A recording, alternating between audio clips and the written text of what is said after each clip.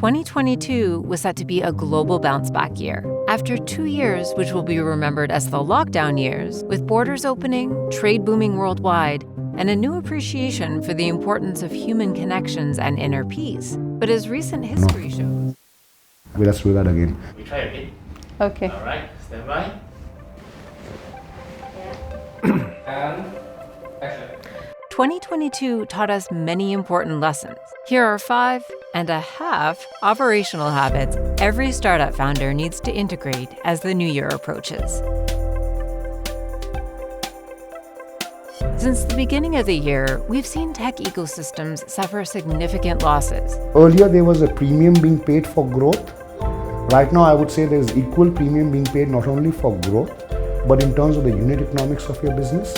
I think this current market situation has asked people to pause and say, is it the right price which we are attaching to the asset? The first habit founders should adopt as the year rolls to an end is to simply go back to basics. There's an enhanced focus on what is your profitability, what is your margin, what are your moats, what is your revenue growth, how true is the revenue growth. The scrutiny around what is going to be the financial performance in the short term, in terms of 1 or 2 years, is increasing rather than looking at what the business can potentially be in terms of 5 years down the line or 6 years down the line. The focus in terms of fundamentals of the business, what is the roadmap to profitability, has just gone up significantly. The market would now give you a higher premium if you are able to demonstrate effectiveness and constant improvement quarter on quarter in terms of your unit economics of your business. But what if your startup is still at an early stage and has not shown measurable signs of constant revenue growth? Fundraising has always been a challenge for early stage founders.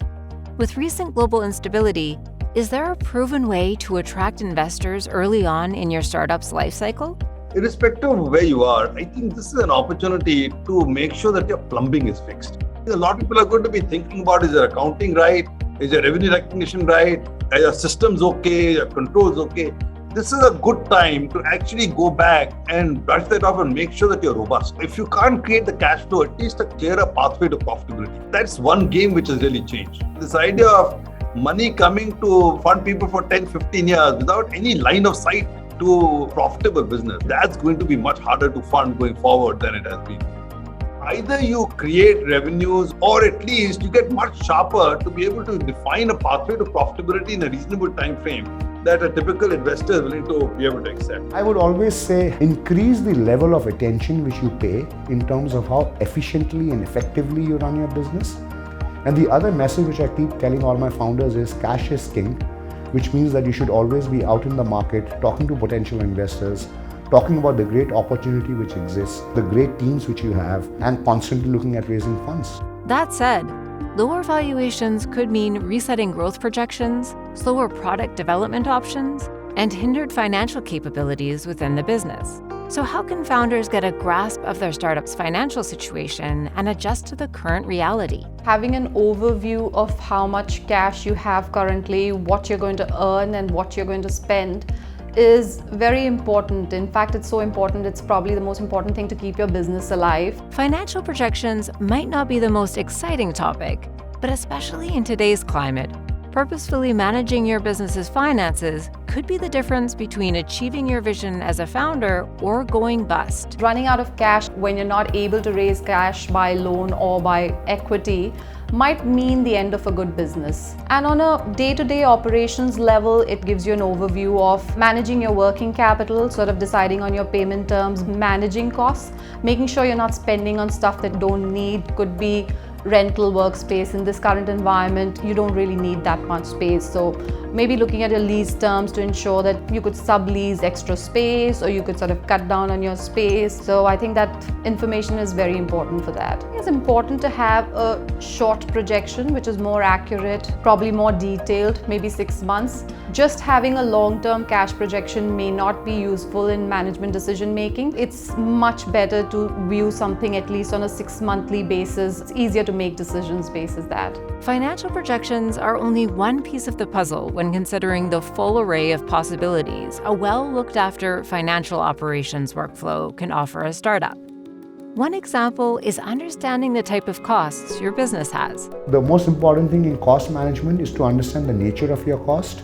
There is some cost which you can switch off immediately, which means that you're spending $10 on this today, you switch it off, you don't have to spend $10 tomorrow. But there is certain cost which takes some time before it comes off. So for example, payroll, it's not as easy. There is separation payment which you need to end up making, right? So one of the first exercises which I always encourage all startups to do is to understand the nature of your cost and how quickly can you switch it off or switch it on. Understand there is going to be a delay in certain of these cost items before it starts actually reflecting upon your P&L or your balance sheet. While evaluating the nature of your costs is important for daily operational decisions, it should also inform the long-term growth plan of your business. 2022 provided a concrete case study of how financial flexibility is an asset to companies. A slew of layoffs. It's going to get a lot worse. Questioning the value of rapid startup growth as opposed to gradually expanding a startup's capabilities. There is a cost to grow. There is a certain amount of money which you are spending in terms of growing at a certain rate. Do I really want to be growing at that much? If I were to grow at maybe 1/3 the rate or maybe 2/3 the rate, is that going to really hurt me? Perhaps the answer could potentially very well be no. So there's a significant amount of cash which you could save there as well. There could be certain initiatives, there could be new markets, there could be new products, etc. And I just ask businesses to go back and make their vital few decisions. You may have a list of 12. You pick the top 5 and then perhaps delay and push out some of the others. So you could be very smart in terms of managing some of these things. And while decisions as to the startup's future ultimately fall into the hands of their founders, it is the people on their teams who are responsible for providing their leaders with the knowledge and support to make the right calls, making active communication between all parts of the business essential for longevity. Communication is the key here, and build that routine of communicating and even over-communicating. So you need to really create a system where people can have access to you. They need to hear from you.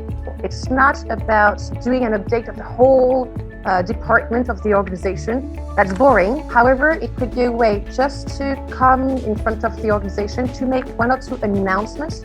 And then you just get a Q&A where people can really ask the difficult question. Then I would also encourage, when people are working remotely, to have some regular channel of communication. That could be an email, that could be a Slack channel, that could be a video, whatever you're comfortable with. Share a little bit about something that you felt it was quite relevant to the organization. This is something that you can implement quite easily.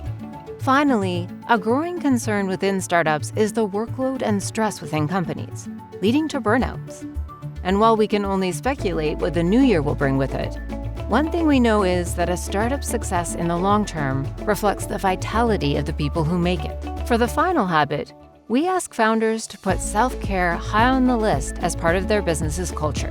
Working a lot of number of hours doesn't mean that you're more productive and you're more efficient. It's quite the opposite. There have been a lot of articles around successful CEOs and leaders wake up in the morning before 6 o'clock. But I'm missing on the last part of the study, which is what do they do with this time when they wake up that early?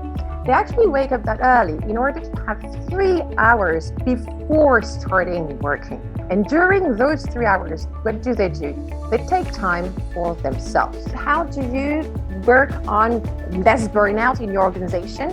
First, start by yourself. As a founder, you need to take care of your time. Your time is the most important time of the organization, because if you burn out, then the whole organization is in jeopardy. Make sure that people see you take time, that they know that you're taking time. And the last thing is to be flexible.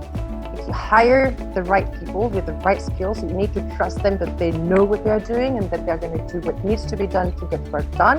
So give them the flexibility and you will have much better results, because less burnout and more motivation. So, what do you think?